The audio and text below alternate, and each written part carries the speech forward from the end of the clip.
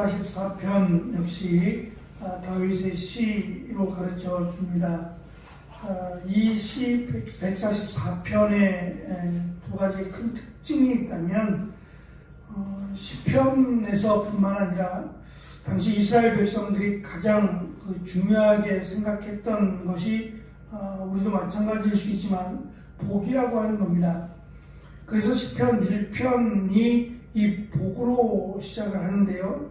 143편 끝에 가면 맨 마지막 15절에서 이러한 백성은 복이 있나니 라고 시편 1편에 있는 이 모습과 너무 흡사하게 마무리가 된다는 점이에요. 그러니까 어떠한 사람이, 어떠한 백성이 복 있는 백성이며 복 있는 사람이냐에 대해서 한 번 더 다윗이 144편에서 강조하고 있다라고 하는 점이고요. 또 한 가지는 144편 1절부터 15절에서 저는 이제 70인역으로 찾아봤는데 70인역으로 찾아보니까 이 나라고 하는 자신을 강조하는 나라고 하는 단어가 무려 14번이나 반복되어 강조하고 있습니다.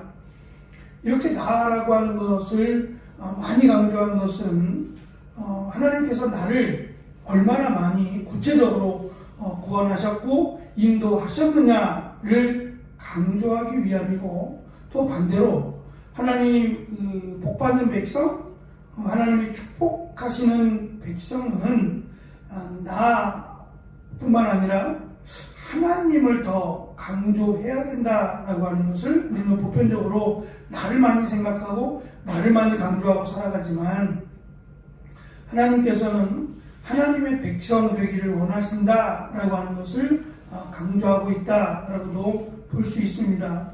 이 144편 15절을 이렇게 좀 단락을 지어서 살펴보면 1절부터 2절은 과거의 전쟁에서 자신을 구원해 주신 하나님을 찬송하고 있고, 그 다음에 3절로 11절에는 전능하신 하나님을 설명하고, 반대로 나약한 인간, 마치 연기와 같은 흩어질 수밖에 없는 연약한 인간을 비교하면서 하나님의 도우심을 구합니다.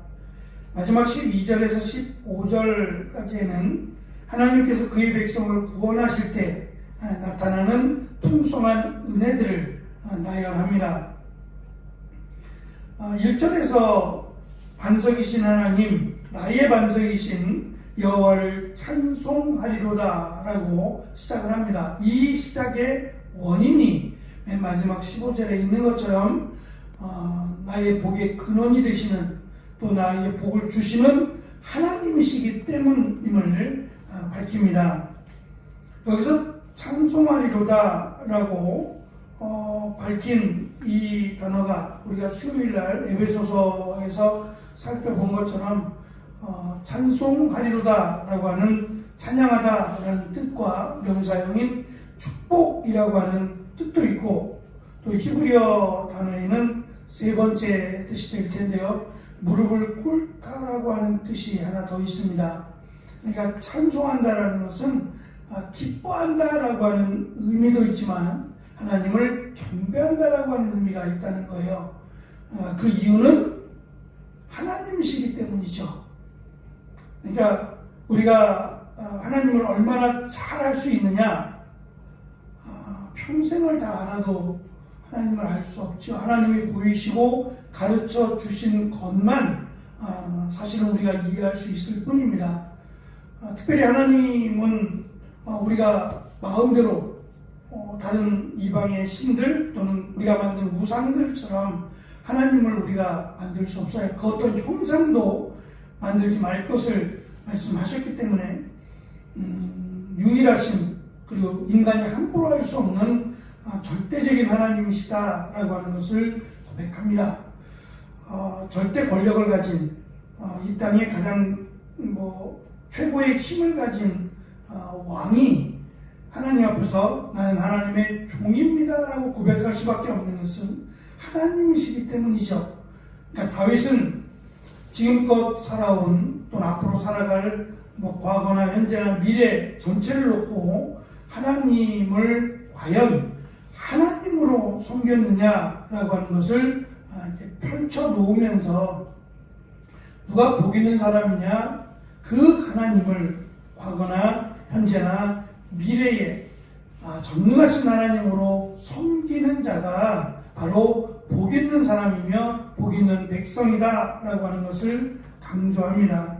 말씀드린 것처럼 2절에 보면 나라고 하는 것을 계속 강조하므로 나의 사랑, 나의 요새, 나의 산성, 나를 건지시는 자, 나의 방패, 나의 피난처, 내 백성을 내게 복종케 하시는 자라고 계속해서 이 상징적인 표현을 통해서 하나님은 나의 힘이 되시고 능력이 되시며 또 나를 도우시는 하나님이심을 다윗은 강조합니다. 학자들은 이 시가 다윗의 시인 것뿐만 아니라 이 시의 내용 자체가 지금 포로 상태에 있는 이스라엘 백성들에게 큰 위로가 되는 시였을 것이다 라고 강조를 합니다. 왜냐하면 자신들의 처지가 하나님을 나의 하나님으로 부른 만큼의 모습이 아니었거든요. 그러니까 하나님이 나를 버렸다 생각하고 나는 복 있는 백성이 아니라 마치 저주받은 하나님으로부터 심판받은 백성이다 라고 생각을 해왔기 때문에 나는 복 있는 백성이다 라고 하는 것은 그들에게 큰 위로가 됐을 것이라는 겁니다. 특별히 하나님께서 큰 물과 또 이방인의 손에서 건져주실 것을 기도하는데요. 큰 물이라고 하는 것은 눈에 보이는 그런 물일 뿐만 아니라 이 속수무책이에요. 사실은 이스라엘의 봄남, 요단강이 봄남하거나 또는 이 큰 비로 인해서 이 당하게 되는 이런 어려움들은 정말 속수무책이었어요. 그냥 당할 수밖에 없는 그런 상황이었거든요. 그러니까 지금 이 큰 물이라고 표현하고 있는 이 원수들의 세력, 이 세력을 끊고 마치 요단강을 끊고 홍해바다를 끊으신 것처럼 하나님이 그 큰 물의 세력을 끊으시고 그 이방인의 손에서 자신을 건져주셨다라고 고백을 합니다.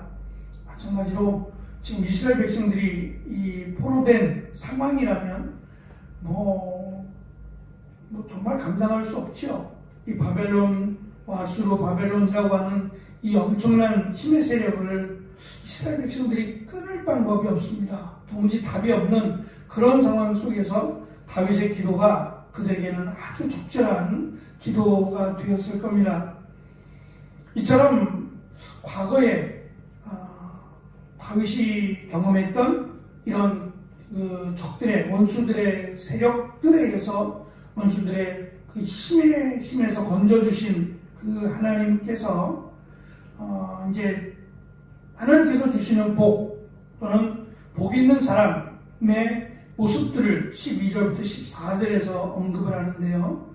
아들들 그리고 딸들, 곡식, 양, 수소 이것들이 넘쳐날 것을 지금 설명하고 있는데 이것들 전부가 지금 설명하는 아들들이나 딸들이나 곡식이나 양이나 수소가 그들의 재산 목록이었어요. 그러니까 단순히 그 아들, 딸이 많다라는 것은 그 가정의 풍요로움과 그 가정의 화목을 물론 상징하기도 하지만 당시에는 그것이 재산의 목록이었다는 점이 좀 흥미롭죠. 이러한 자녀들이 풍성할 것과 또 짐승들, 거느리는 짐승들이 넘쳐나서 이러한 그 기쁨의 소리가 늘 풍성한 것이 그들이 바라던 것이었어요. 늘 시끄러웠고 늘 전쟁 가운데 있었기 때문이죠. 그러니까 전쟁이 없다라는 것 하나만으로도 정말 하나님의 은혜의 백성이라고도 할 수 있을 겁니다. 늘 전쟁이 있었으니까요. 다윗이 고백하는 것처럼 이러한 풍요로움이 언제 있었던가 하나님이 우리의 하나님이실 때에 풍요로움이 있었고 이러한 풍요로움을 누리는 자들이 복 있는 사람이다 라고 다윗은 강조합니다. 다윗뿐만 아니라 이스라엘 백성들이 가장 힘들었던 이 포로기 시대에도 마찬가지일 겁니다. 늘 전쟁통이었잖아요. 나라가 바뀌고 늘 전쟁 가운데 고통스러워했던 그 시간들 속에서 그들의 바람은 자유일 겁니다. 더 이상 전쟁이 없는 늘 씨앗을 심고 그것을 거둘 수 있는 그런 여유로운 삶을 그들이 복 있는 사람으로 생각했을 겁니다. 어쨌든 다윗의 고백뿐만 아니라 성경에서 우리에게 가르쳐주는 복 있는 사람이란 단순히 배부르고 또 풍성한 그런 의미를 넘어서서 하나님이 우리의 하나님이 되어주실 때 그리고 하나님을 하나님으로 믿고 섬길 때 그 사람이 복 있는 사람이다 라는 것을 다시금 강조합니다. 시편을 시작하면서 시편 1편에서 복 있는 사람은 여호와의 율법을 즐거워하고 그 율법을 주야로 묵상하는 자가 복 있는 사람으로 시작했다면 이 144편에서 다윗은 하나님을 하나님으로 그 하나님으로 섬기는 사람이 복 있는 사람이요 복 있는 백성이다. 그 하나님께서 우리를 넉넉하게 채워주실 것이다. 우리를 구원해 주실 것이다 라고 하는 것을 144편을 통해서 자신의 과거, 현재, 미래를 놓고 그리고 다윗이 지금 왕으로서 이 시를 기록하고 있는지 모르지만 자신의 연약함을 있는 그대로 설명하면서 하나님이 도우셨음을 그리고 도우실 것임을 강조하고 있습니다. 이러한 하나님이 우리 하나님 되시고 그 하나님을 하나님으로 섬길 때 하나님께서 다윗과 함께 하신 것처럼 우리에게도 함께하여 주신 은혜가 가득한 오늘이 되시기를 간절히 축원합니다. 기도하겠습니다.